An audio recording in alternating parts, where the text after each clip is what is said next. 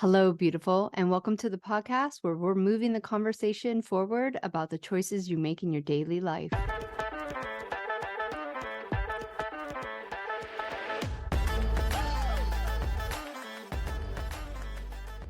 I'm your host, Monica Cox, and I'm here right alongside of you, learning, growing, observing, and trying to make better choices consciously and subconsciously. Together, we're going to become better versions of ourselves and have raw, honest, open conversations about the things that truly affect our lives. And maybe, just maybe, finally get to a place where everyone else's BS doesn't trigger us.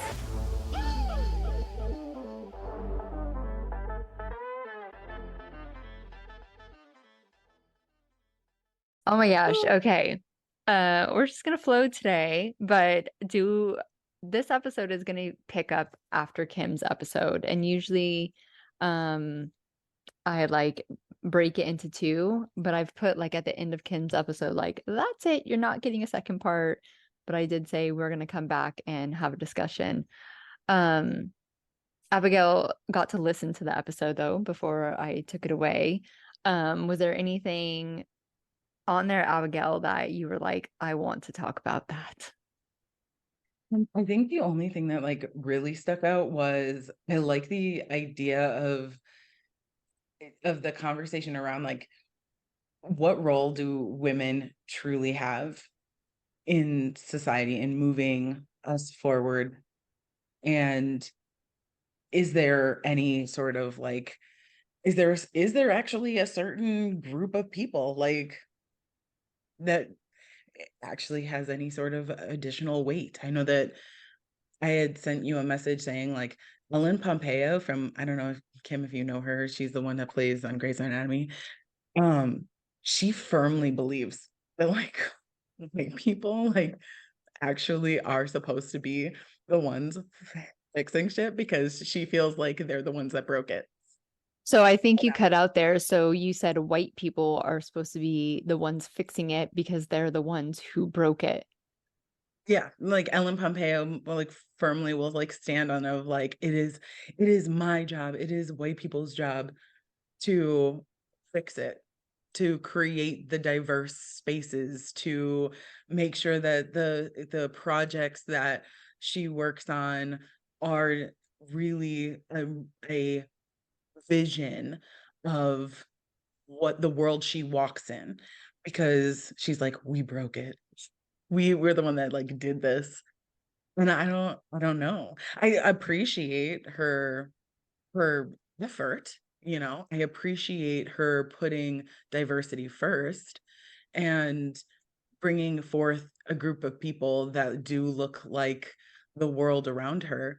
But I don't know if I would necessarily say that like white people broke it and therefore it is their task Well, yeah. I mean, if you just go to back in fix it. history, though, unless we're all gonna agree that I'm not a history buff, but like white people weren't the first ones to start like slavery or injustice or division. White people weren't even like quote unquote invented before this shit was invented. Do you know what Well, I mean? I mean, Like it's a lower we just did a lot. reality. Go ahead. It's a lower consciousness reality, period. Like that's the truth of it. And to be honest, white people decided that they were better than the rest of the world and decided to like amplify that belief system and go all in on it. So it's like maybe they're not the ones that created it, but collectively, their consciousness, that's what's ruling things. Like that's the truth of it. I mean, when you look at our systems and you look at what the fuck has happened, like I don't, this coming from a white woman, yeah, man, my lineage, they did some fucked up shit. You know what I mean? Like, and regardless of who started it or who didn't, I know who's perpetuating it right now. And I think that's all that matters. Mm-hmm. But wouldn't like everyone be perpetuating it? Aren't we all in the same narrative together? And even if you're not white, but you're buying into what we were talking about, perceived power, are you not contributing to it as well? I think you are, but again, that's like a lower consciousness.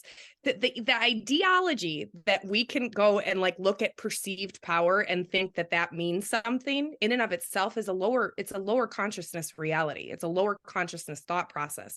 So yes, they're a part of it, but like the people that don't know they're a part of it, it's like they don't have the awareness to even know that they're perpetuating something. It's the people that know that they are actively a part of it and they're continuously contributing to it.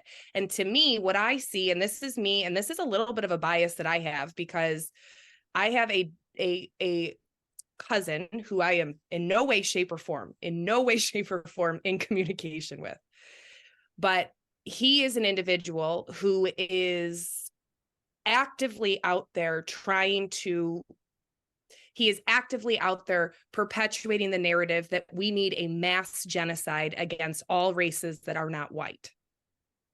And he's in the Chicagoland area. He's a part of a huge organization. There are thousands of individuals that he goes to these meetups with. They meet on like the dark web. They do all sorts of things. And yes, he is 100% like his social media is some of the scariest shit you'll see. I had to actively get away from him in any capacity because of that. So either way, I look at it and I see these groups that I don't think are so prevalent. We don't recognize that this is something in everyday life, but this is something in everyday life. There are people who are actively working towards this in whatever capacity every day. And the only people that I know that are a part of that are white people, at least in the United States. Yeah, like obviously Hamas, we have all sorts of other types of terrorist groups that exist, but I guess my thought process here is that like there are terrorist groups everywhere, right? That probably have similar ideologies, but it's like against opposite races, right? It's against opposite genders or whatever it is. That's their own thing. But at the point that exists here is that the collective narrative, whether we agree with it or not, and I'm going to say this as a bold ass claim, the collective narrative is that white people do have perceived power. I would agree with that. I would. And I would agree with that on that. Even people of color, being a person who is half white, half black, also have that perception. Like anytime that I speak to somebody of color, they're going to be like I would say 9 times out of 10, I'm hoping that this statistic will continue to decrease.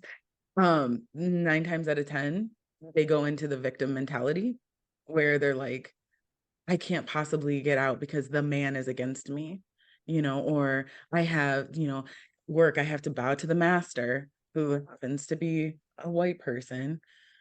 And it's a problematic narrative, obviously, but I would say that because the narrative exists, it's also that what you can go hand in hand with is that by having that thought process, you believe that you do not have power as a person of color, as a woman, as some form of X minority group. And the reason why you don't have power is because you're a person of color or that minority X whatever. Even if in reality, you're really not the minority. Like, yeah, I mean, you guys know I travel a bit of the world. I get out of my box. I live in Hawaii, which is the most ethnic place other than London that I've ever lived in my life. And I travel to New Zealand very often. And I'm telling you, white people are the minority. Like, they just are. They are. And I don't think it's a bad thing. I don't think it's a good thing. It's just a thing. And it's very interesting to still watch people who think they're the minority still have that victim mentality. I'm like, you guys do realize if you all band together and rise up, like you're outnumbering. And maybe like, that's not true when you go to yeah, the East Coast of America and see a bunch of white people. But at the same time, I still just don't. There's so many more ethnicities out there now than the white man. But I do think it is this perceived power. It's this lineage. It's the, inherent DNA that we're running these patterns with. And it's interesting to be a white woman right now and living in this reality of like, well, I personally don't have any ties.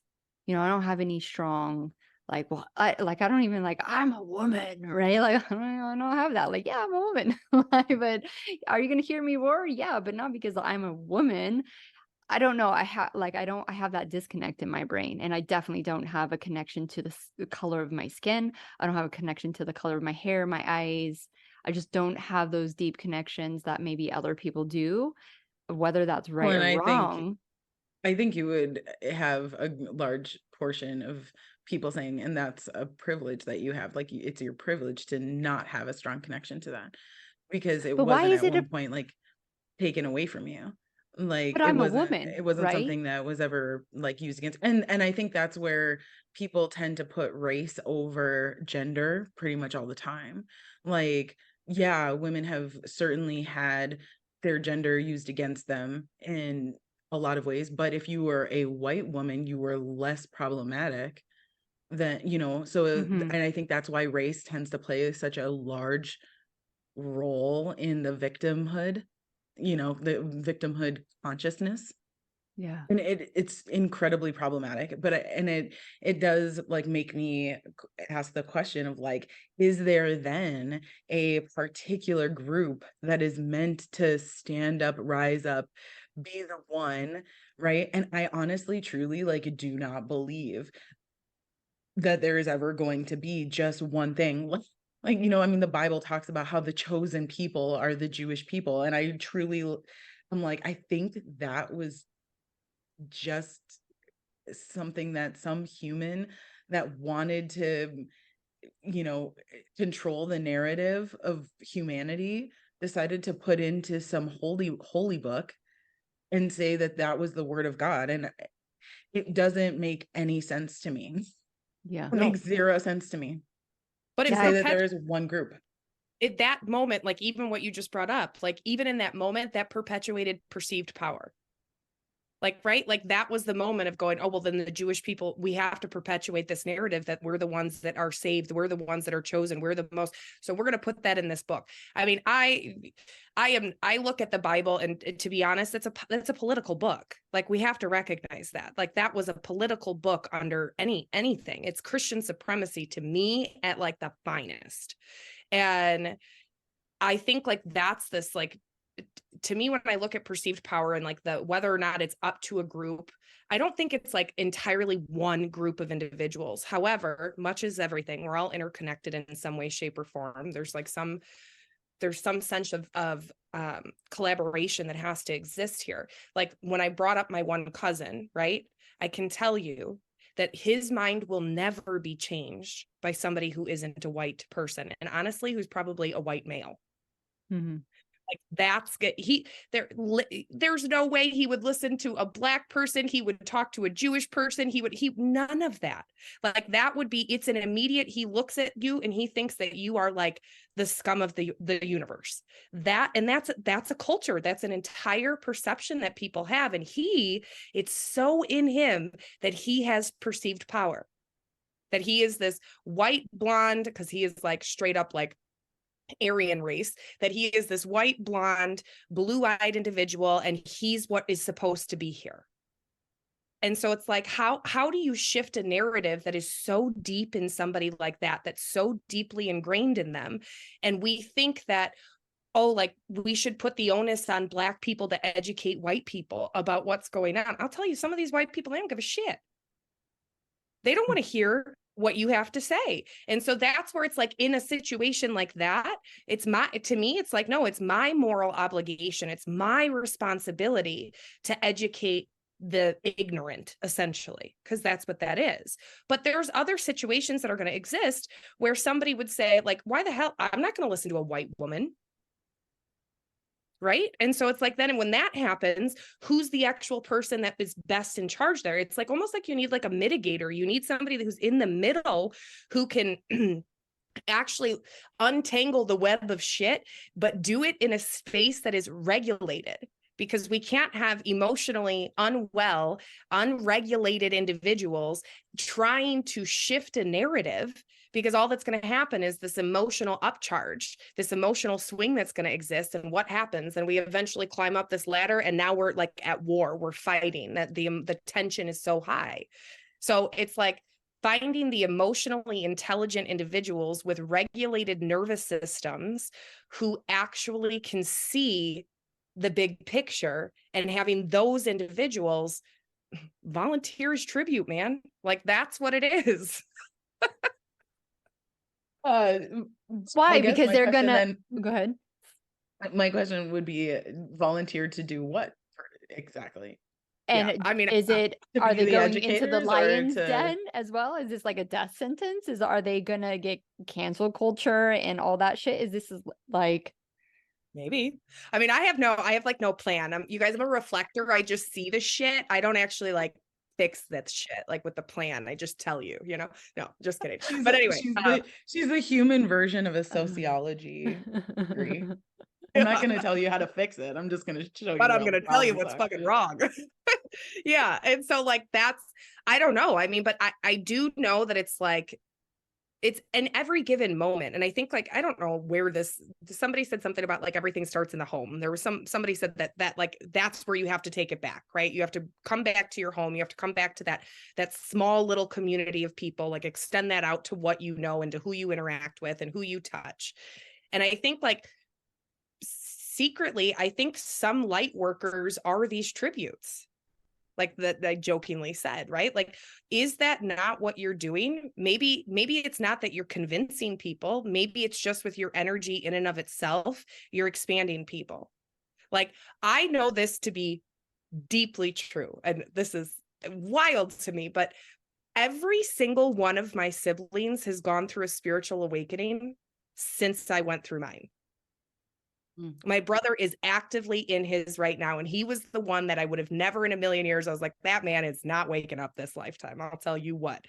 And he's in the thick of it right now. I've never had a single conversation with him about anything. It is simply from an energy. It is just an energy. And like that, we know this with like co-regulation. So it's like whether or not you are out there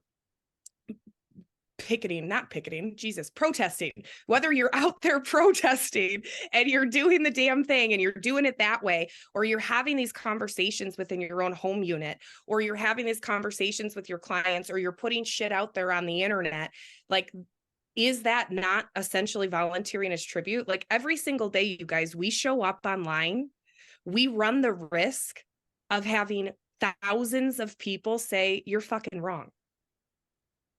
And we're doing it anyway. So like, is that not what are we not trying to dismantle the narrative of perceived power just by sharing our truth in the first place, I guess?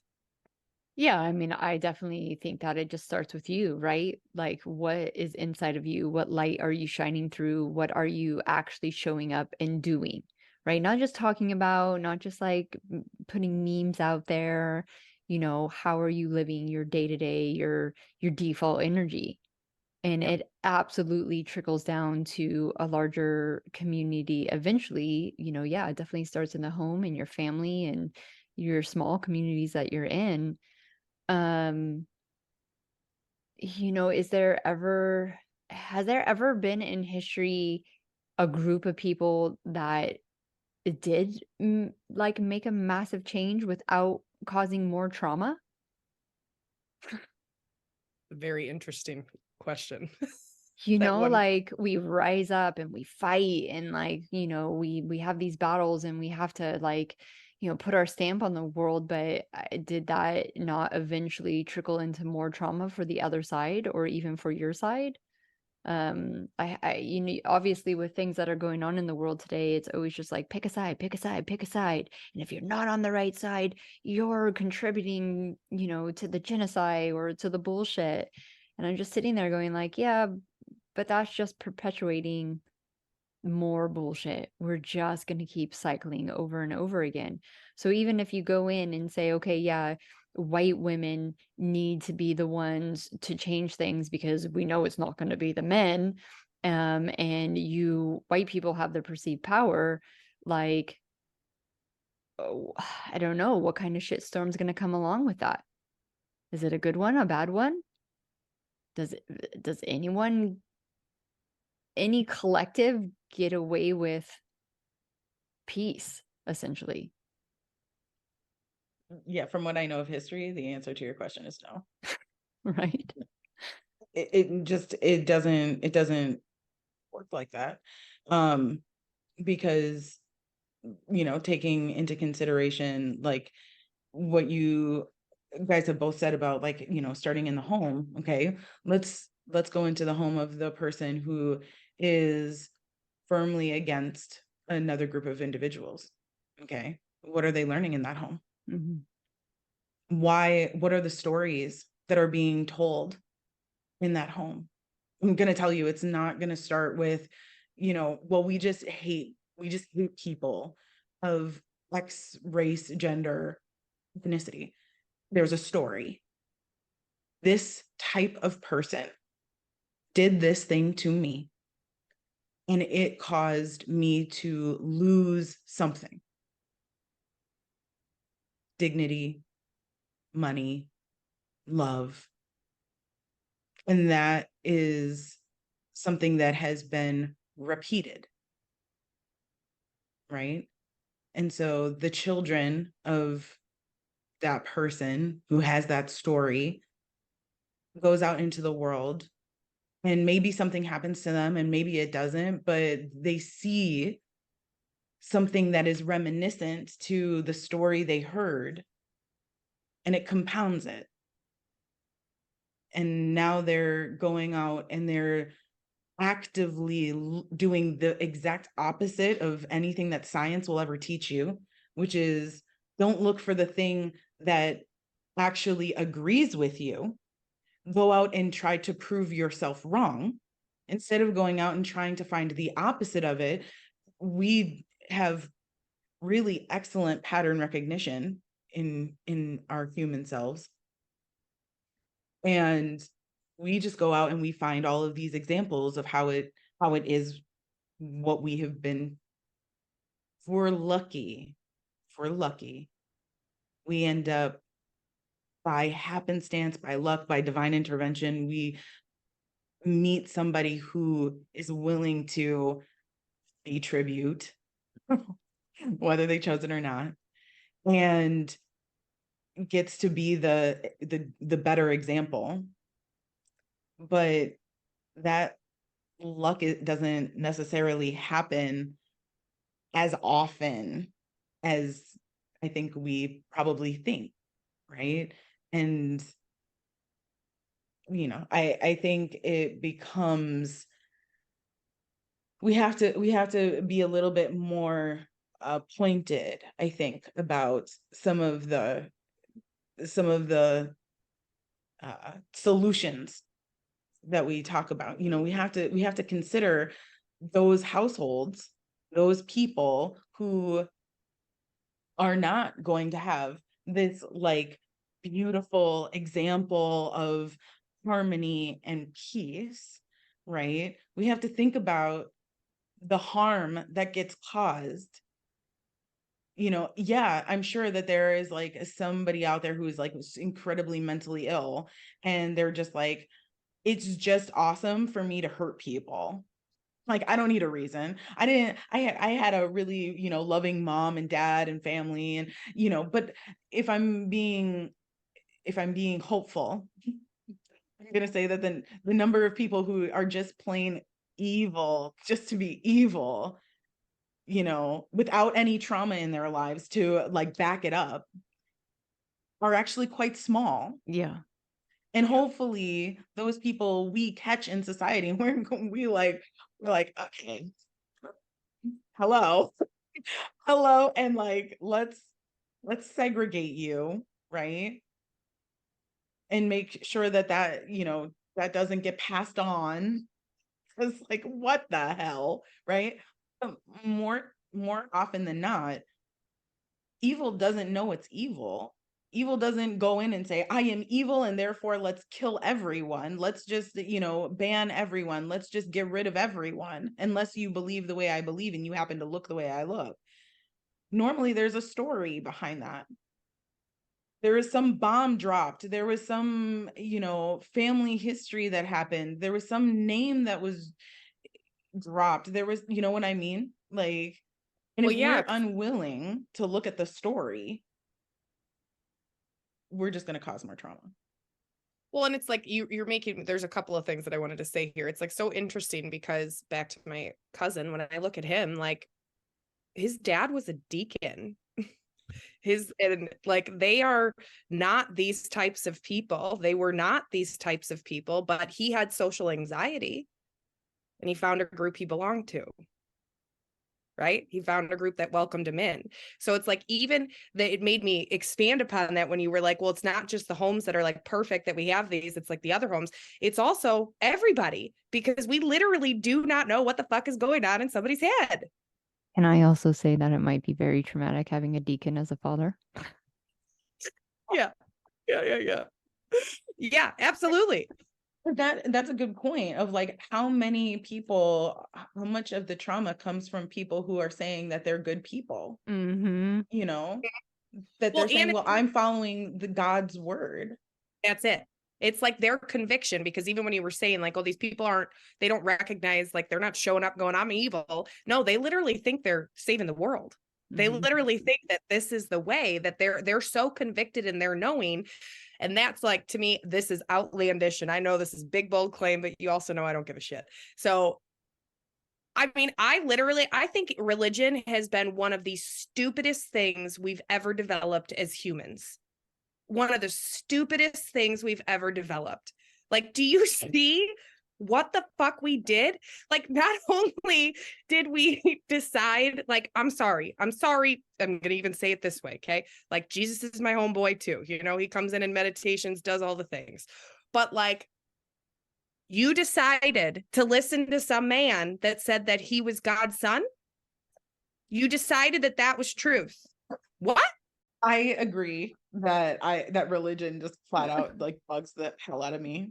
I think that any individual that we would like follow, Yeshua, I call Jesus Yeshua just for everyone, whether it be Yeshua or Muhammad or wherever. I think if you truly look at their teachings, that what they're asking for is not religion. They're asking for faith, and they're asking for you to be a good person. I think that there is a lot to be said about that. That doesn't possibly fit in this conversation, but I also, it also makes me think about waking up every day and challenging myself to look at what I believe and how strong my convictions are and what I would be willing to do if those convictions got pushed, and ask myself, is there somebody out there that would consider what I would be willing to do evil? To turn it around on myself and say, what if, my thoughts are not actually the greatest of thoughts? What if my belief system is massively hurting somebody? But don't you do that already? Don't you ever do that? I mean, I do it all the time. When I show up online all the time, right? I do it all the time. I show up online and I sit here and I go, you know what? I know, because think about it, Abigail. Of course, there are religious institutions who would absolutely say, you're like a devil worshiper. What do you mean you can heal people? What do you mean you can move energy?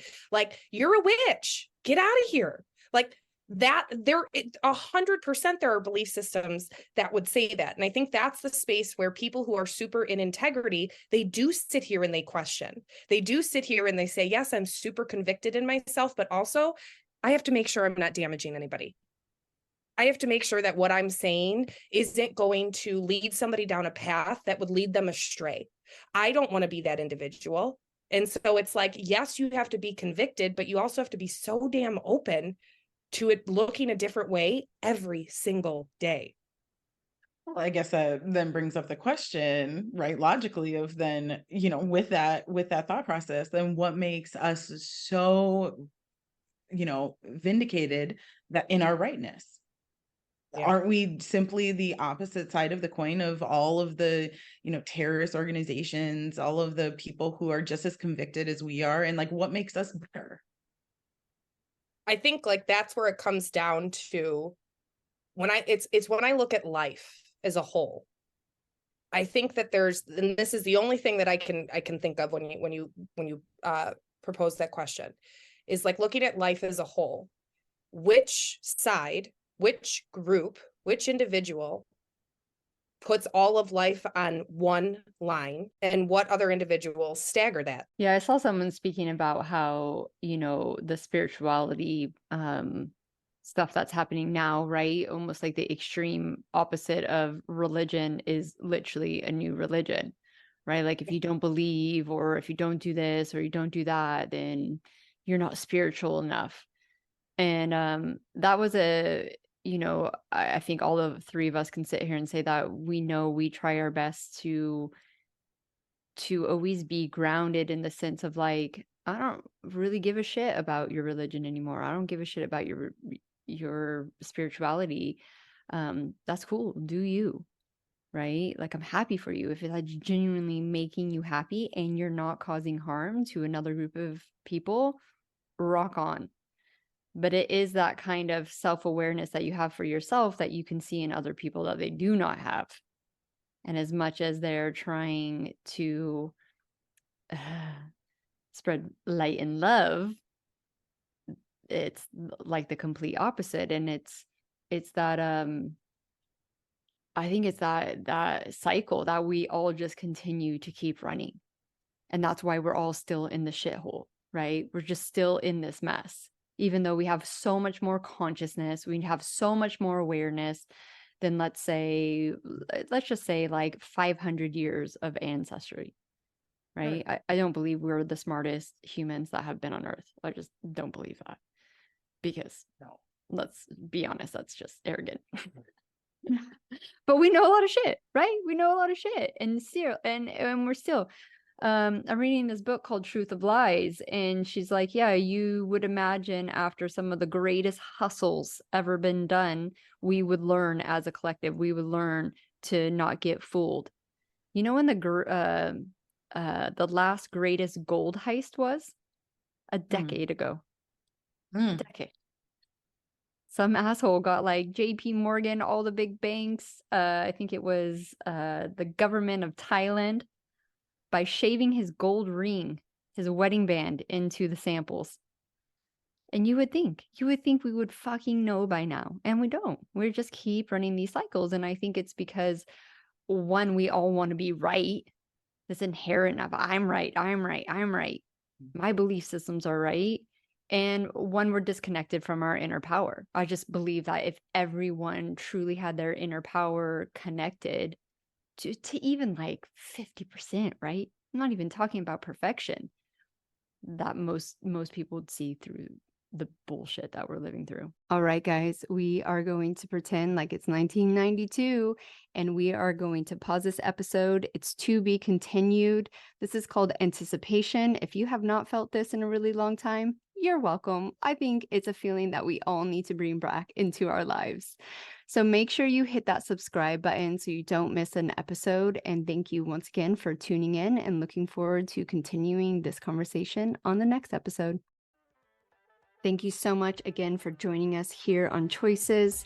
You can go ahead and leave a 5-star review, because we're all friends here. But if you really want to move the conversation forward, please connect with us on our social media accounts, which you can find the links below. Have a beautiful week, and we'll see you next time here on Choices.